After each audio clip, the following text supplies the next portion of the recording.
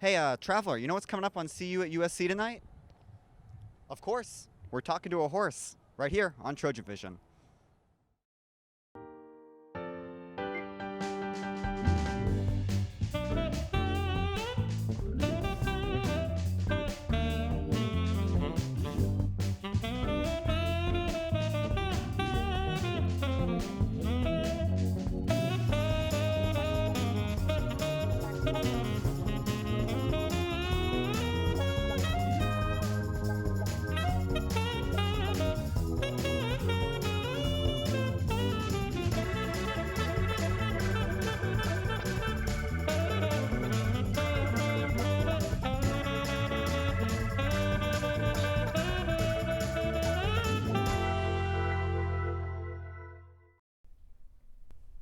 Good evening, everyone. Welcome to this special edition of CU at USC. I'm Cole Sullivan, and we're joined here by Joanne Assman. She's the owner and the trainer of Traveler, this beautiful horse we have with us today, too. Thank you so much for being here, Joanne. Thank you for having me. So I want to ask you about Traveler. What kind of horse is he? You know, we all see him as this icon, but tell us a little bit about this actual animal.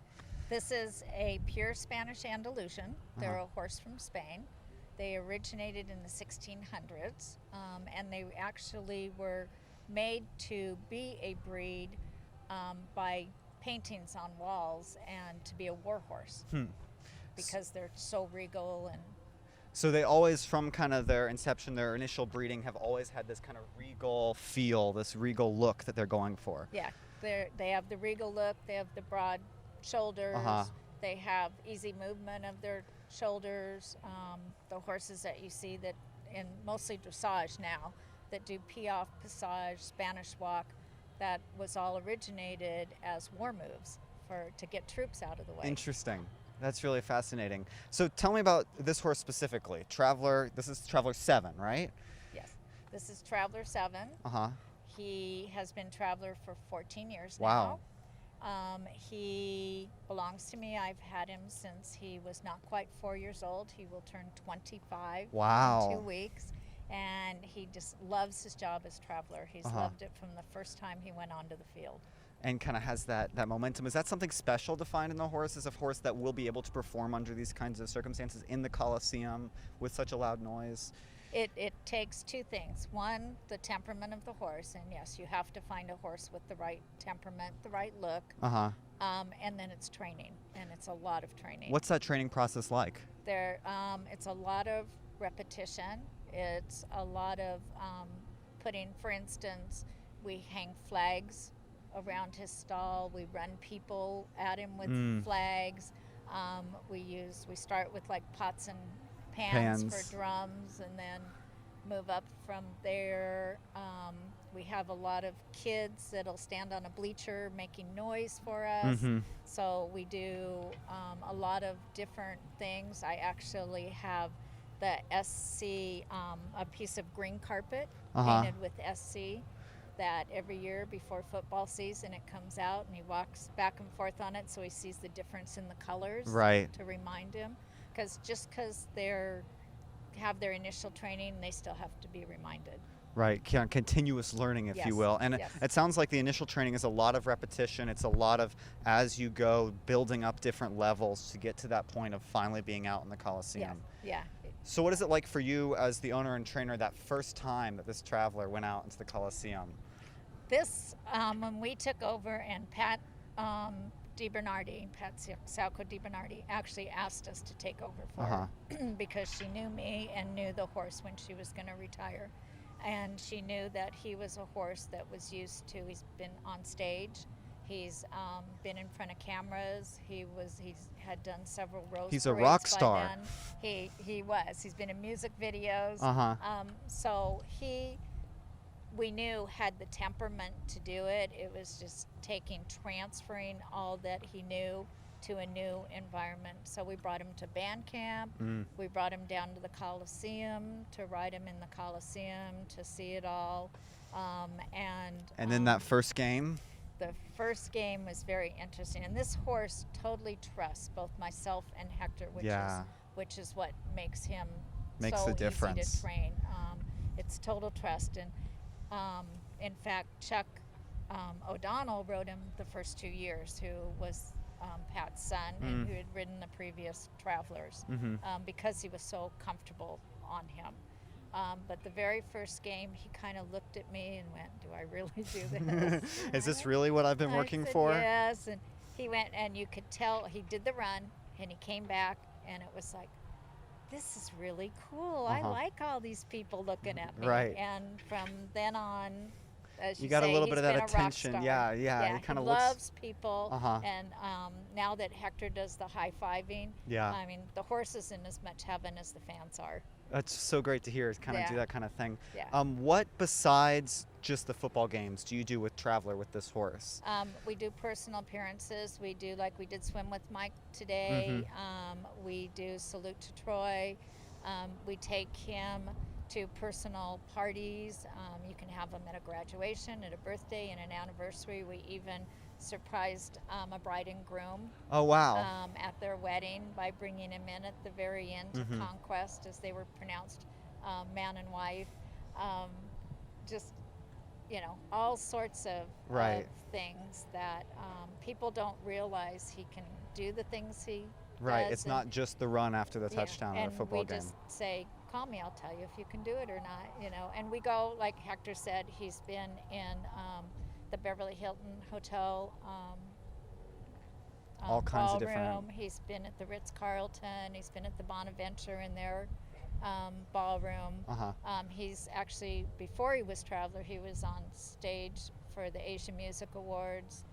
Wow. So he's done a lot. He's done a lot in 25 and years. He loves it. And he loves it, which is, and not only does he love it, the fans love it. What is it like for you as the owner and trainer to see the fan interactions with Traveler? It just makes my heart burst to see how much the fans love him. And where we first saw that is a benefactor allowed us to take him to the Orange Bowl in Florida in 2005, I think, 4 or 5.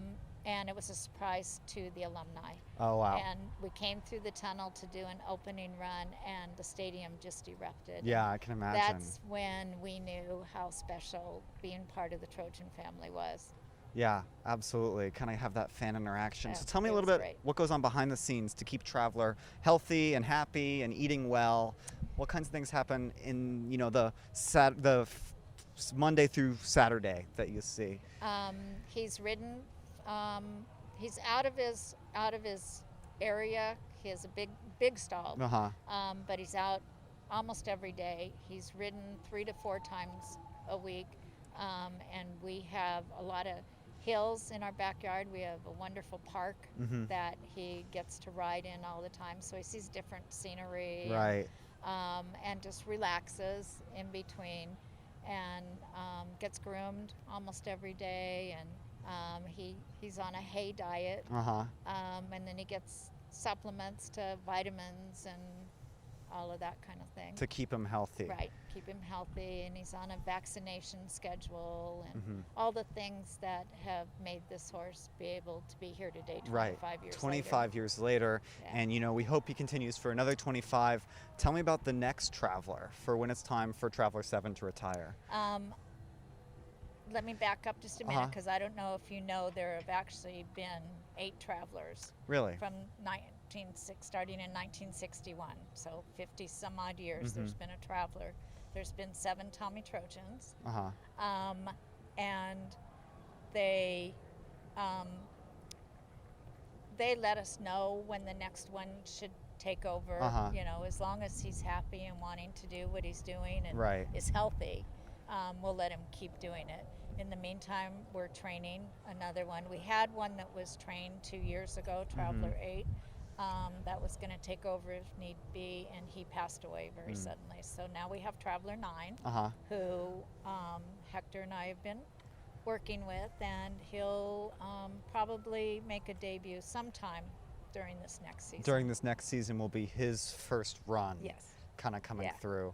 So as an owner and as a trainer, to kind of have that continuity of the next horse and continue on this legacy, what is it like for you to continue this legacy of Traveler? An honor, and we have to thank the Tillies of Tilly Andalusian, who Bill and Nadine Tilley made a endowment to the school of $2 million.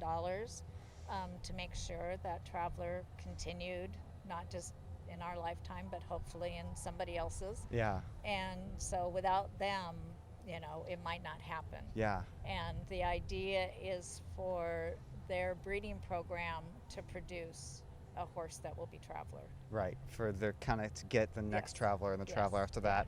And you said, you know, $2 million endowment to have this Traveler. I know it's impossible to put a monetary figure on it. How much is Traveler worth?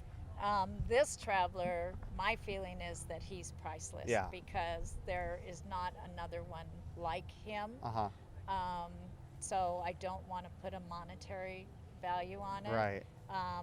At one point, I actually was offered over $100,000 for him. Wow. And, but this horse has never been for sale. No. But you know, the Travelers are very unique. They're very special, and yes, they're worth a lot of money. Right. To have the horse that not only is such an icon, but also so, I mean, well adjusted, right? So well trained. Yes. To kind of have that. What, you know, to me, what stands out most about Traveler is his interactions with the fans and how much you get that fan energy behind it. And you said how much that's exciting for you to watch kind of your heart blossom when you see that kind of thing. What does Traveler think of all these fans who just love him, think he's a rock star? Like I said, he loves it. He loves being in front of a camera. You point a camera at him and he goes, oh, okay. I know the feeling. Yeah. Better watch out, you guys might get jealous of him. But yeah, he loves the attention. He loves the people. He, knows that, he gets to spend the day with his mom when we go do things. And he's just, just a wonderful horse. Wonderful, great guy. Yeah, absolutely. And you love him clearly, and we do too as Trojan fans. Thank you. Thank you so much for bringing him by. And when we come back from a quick commercial break, we're going to talk to Hector, who rides Traveler. Every football game, he's the one dressed up as Tommy Trojan that you see riding Traveler. That's coming up after this break. You're watching CU at USC.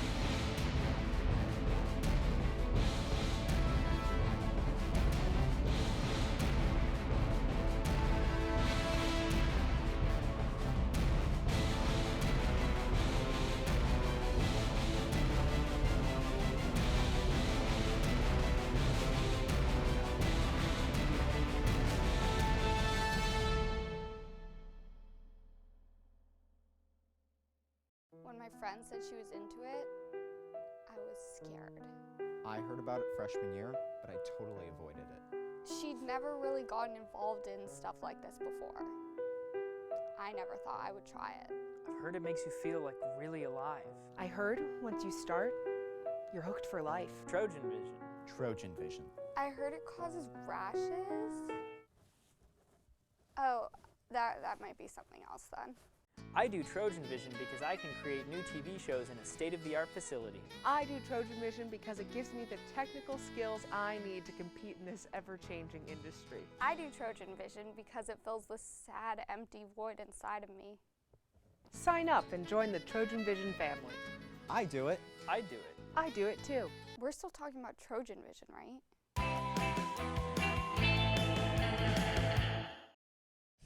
Welcome back to CU at USC, and as you can see, we're here with Traveler the horse, and of course Hector as well. Hector, thank you so much for being here.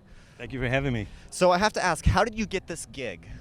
What happened was that the owner of the horse, before she got the contract to do the Traveler job and stuff, I used to ride the horse like for 2 years before, do some training on it, do some work on it, and so when it came time to do and make the transition, when the previous rider retired, I was a natural shoe-in, as you might say, because I knew the horse and he knew me, and there's a big trust issue that has to be between the rider and the horse obviously to be put in that kind of situation as a Coliseum. Yeah, absolutely. So what is that situation like when you're riding with all the noise? I imagine it's got to be an intense experience. Oh, it's a huge adrenaline rush, first of all, and it's just, I mean, it's an honor, first of all. I mean, how many people can say they've ridden a horse in the Coliseum? Right. Much as Tommy Trojan and with Traveler. So huge honor, huge adrenaline rush.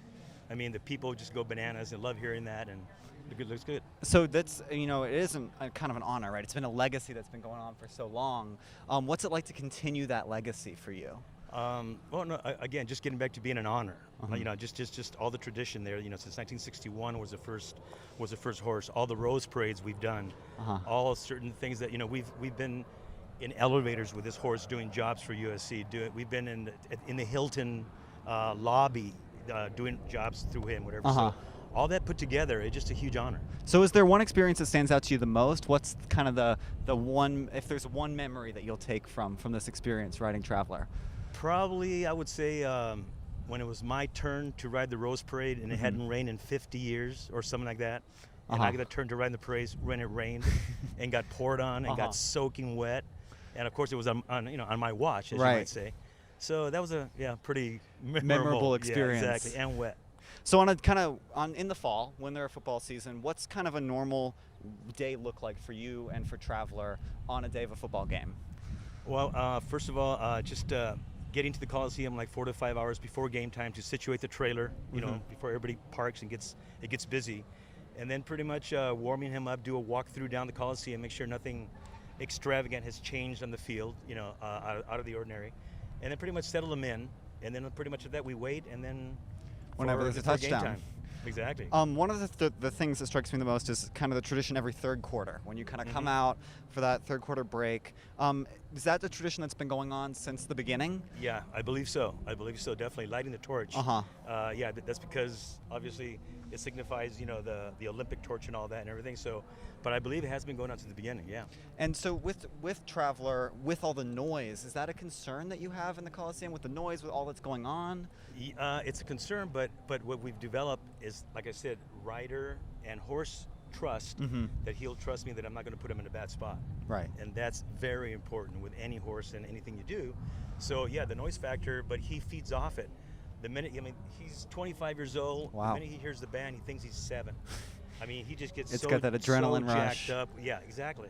He knows his job, and he just loves it.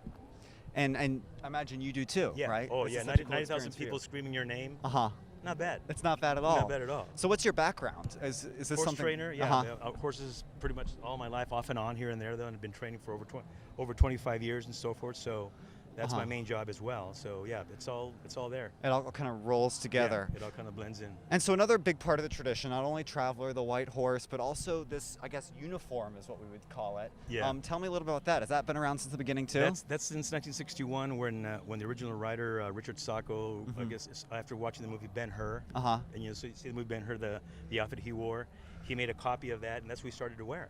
And even during rose parades and all that and everything, that's where originally came from. Of course, he didn't wear a tunic underneath. He was more bare. We'll pass on that. It gets a little cold out there. So yeah. But that's how it started. Yeah, basically. Yeah, off of Ben-Hur costume. Off the Ben-Hur costume, and to this day, I mean, you have elements like the sandals with the spurs and things like that. It's custom made, I'm sure. The stuff that exactly. All that is just helps, you know, say giving him the cues, putting him exactly where I want him to be, as far as position on the field and whatever we do. Exactly, but that's a little Western addition to the Trojan gear. Yeah, exactly. So when you're in the football game, when you're waiting in between touchdowns, where are you? You're back in the Coliseum, back out by the trail, in the tunnel? Inside the tunnel, and I'm off him waiting, and then we just kind of keep an eye out when it gets closer to scoring, and we kind of try to anticipate when it's about to happen, and then I just jump on him and wait for the conquest, you know, which is our cue, and then we come out. So how long does that take from touchdown to Traveler? Well, we wait for the extra point. Obviously, you know, you see that happening, and then we wait for a signal when conquest is about to begin, and then I start to ease my way down the tunnel, and then when I hear the first parts of conquest, I come out.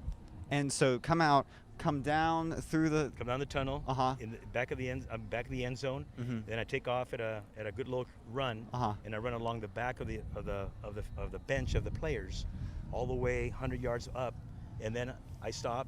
Then I come back and I high five the whole people on the wall, and they love that. That's one of my favorite things about the football games. All is the students and all the kids, and yeah, the parents put out their kids out there like it's like their laundry. You know, for exactly. me just to touch To or high whatever, five. like a 1-year-old little infant. Is out there, Dangling but it's off fun. the Oh, it's side, yeah. great though. Yeah, exactly. And so, I mean, that's one of the, I have to tell you, you know, when I first started going to football games last year, my freshman year, I had friends who weren't necessarily into football, but they were into Traveler. They would come to the football games just to see Traveler and just to have the opportunity to come that close to you, to be that close to this mascot. Yeah, for yeah. this No, horse. there's a lot of people that come to the games that really don't follow football. I mean, in reality, you know, and I mean, I kind of call it a waste of a season ticket. Yeah. But they come to see the horse, and so they just come to see him run after the touchdowns. They love seeing that, you know, that big white mane going down the field and everything. Yeah. And it's so iconic. I imagine for you, I'm assuming you're a Trojan fan as well. Sure.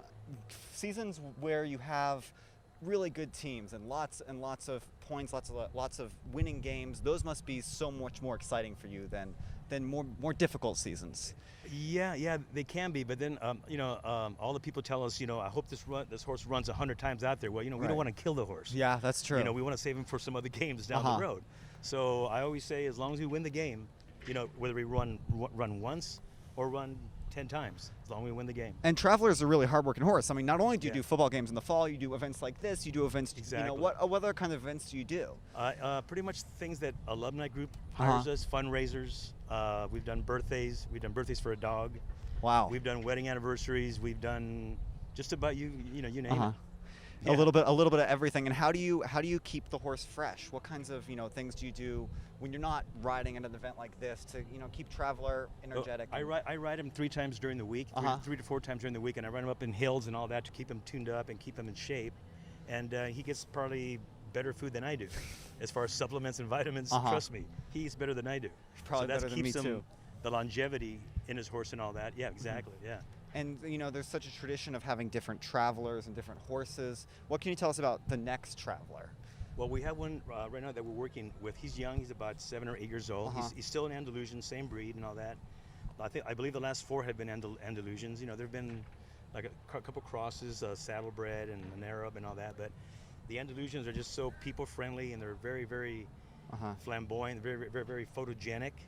And they make, you know, they love people. They love crowds. And so they've been pretty good at that. Yeah, beautiful horses too. Exactly. And one of the things about loving people and loving crowds are the must be thousands, maybe million at this point, photos that you have taken with Traveler and with fans. Exactly. I mean, how many of those do you do on a you know, event basis? Well, no, I mean, if we do like a meet and greet and they have 300 people there just alone, there'll be probably about 300 photos. 300 just photos in one event. Because everyone wants a picture with Traveler. And every time I come down the tunnel for the games or whatever, just about every camera is fixed on me heading down the tunnel. So, I mean, I couldn't even begin to count. I mean, yeah, but you're right. It's going to be in the thousands. Yeah. Easy, yeah. And what's the experience like when you get, you know, that kind of 2 minutes with fans, right? You get a minute to set up, and they're, I mean, what kinds of things do you see people do when they get this close to Traveler? No, but the first thing they say is that they can't believe how big he is in person. Yeah. Because, you know, when you see him from the nosebleed sections and look him down, he's not that big. He's this big, yeah. When you come up to the trailer like 4 hours, you know, before every game time we're there, people come up and take photos.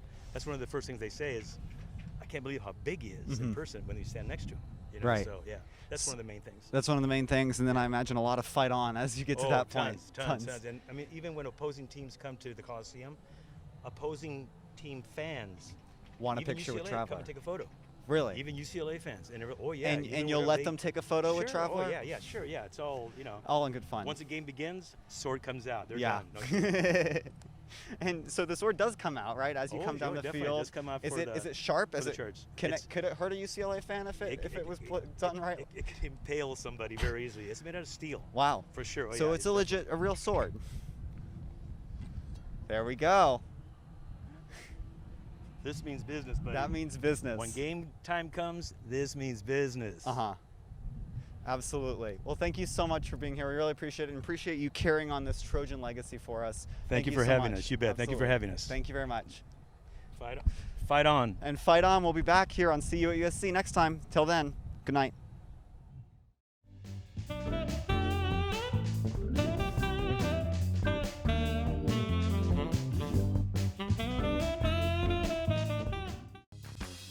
You're watching Trojan Vision. For more of your favorite shows, check us out at trojanvision.com and like us on Facebook.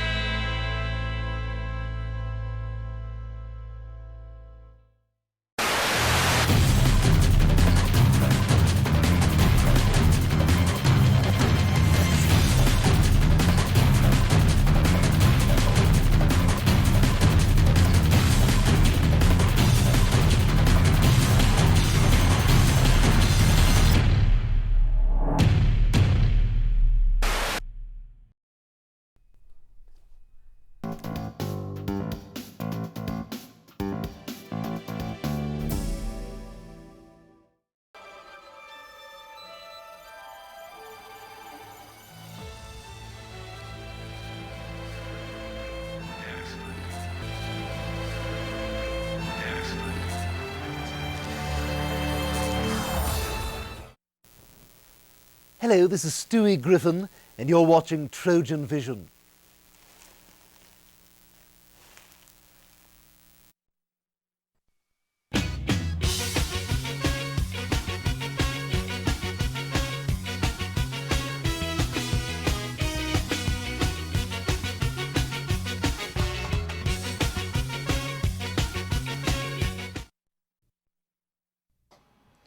You're watching the Lion Center, voted the #1 squash courts on campus.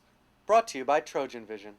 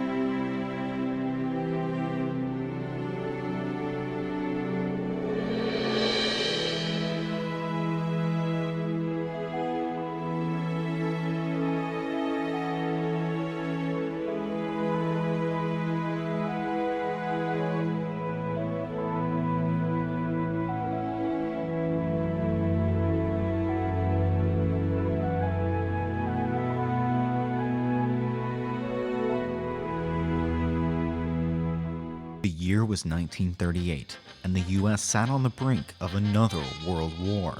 The American people looked for diversion from the trials and tribulations